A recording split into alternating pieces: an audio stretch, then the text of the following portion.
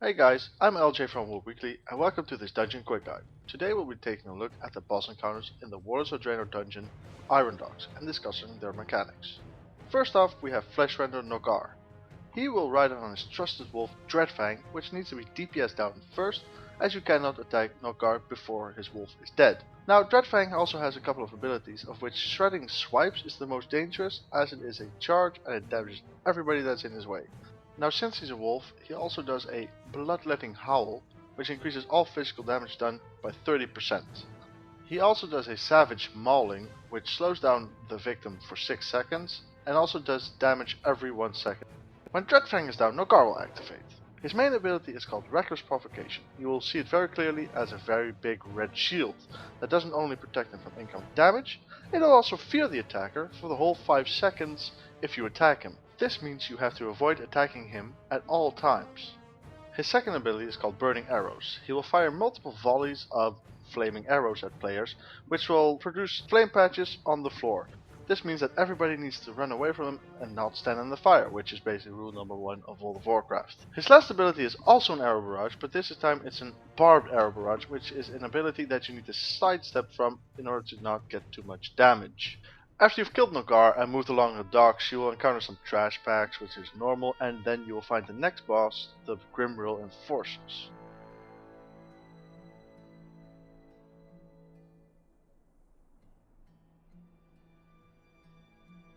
As the name indicates, it will be an encounter with 3 mobs, named Arioch Dugro, Magog Emberblade, and Nessa Hightower Nox.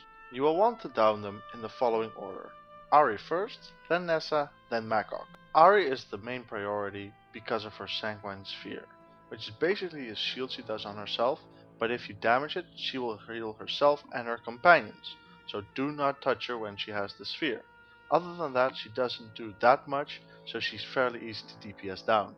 Then we arrive at the second priority, which is Nessa. Nessa is a goblin engineer which brings some funky elements into the fight.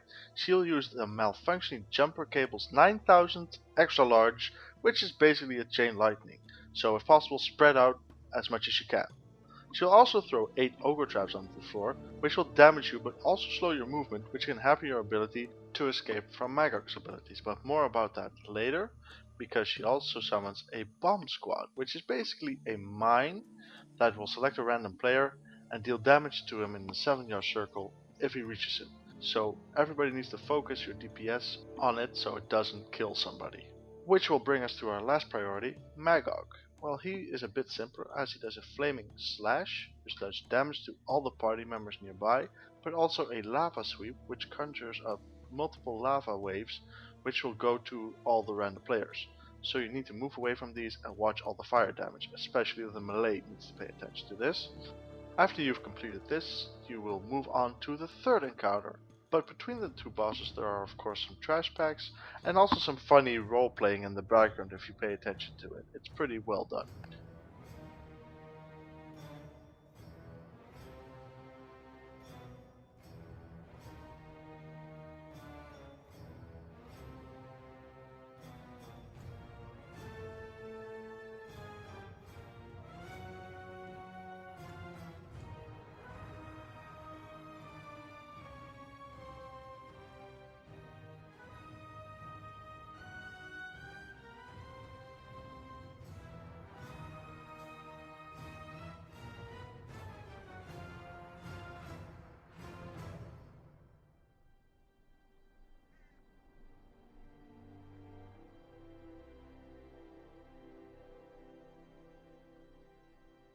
The third boss is a Saberon called Oshir with a chip on his shoulder, which shows in his main ability Time to Feed.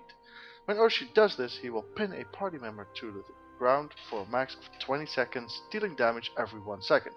The party needs to break this by dealing 8% of Oshir's max health and damage. This needs to be done fast, otherwise it can be pretty lethal to the person being pinned down. His second ability is a charge called Primal Assault. It's pretty simple, it's pretty easily dodgeable. You'll see him when he does it, he'll target a random party member and just charge it in a couple of seconds. His third and final ability is Breakout. Now as you can see, he is surrounded by cages which have a couple of beasts in them. It will be either ravenous wolves or Rylak sky terrors. which both have unique abilities. The wolves will all fixate a different random party member and do increased damage when they are close by to another wolf, so it's best to not group them up but to kill them off 2 or 3 at a time. The Sky Terrors do something different. They will spit acid at everybody, which will also create an acidic puddle at their feet, which means you gotta move away as soon as they've spit on you. That's basically the whole gist of that fight, which means it's not too difficult, but you gotta watch out for a couple of things.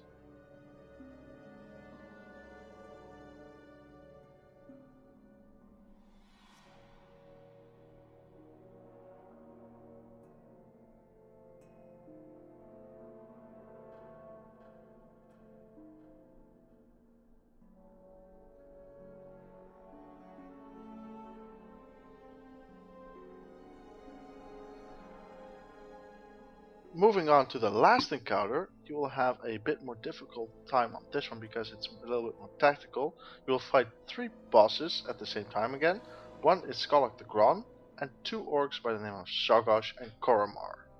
Koromar will be your first target as he doesn't have a lot of health, but he can still do some nasty AoE damage, so it's good to get him down first. He also has a heroic leap that will do AoE damage at a random party member, so watch out and spread out if you can.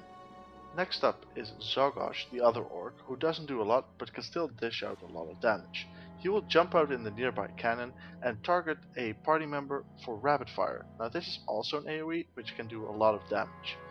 Next up is Skolak the Gron, who will knock back everybody to the back of the ship and then start his cannon barrage.